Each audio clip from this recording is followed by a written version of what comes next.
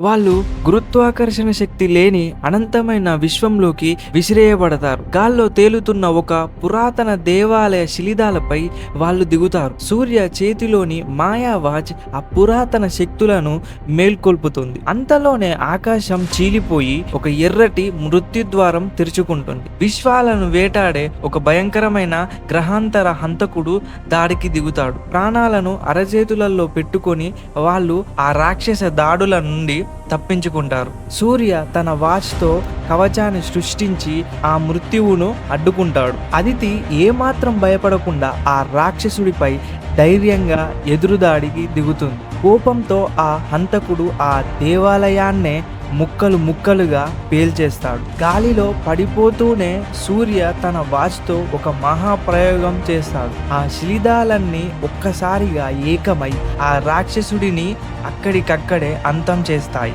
ఆ ప్రపంచం కూలిపోతుండగా వాళ్ళు మరో కొత్త పోరాటంలోకి దూకుతారు.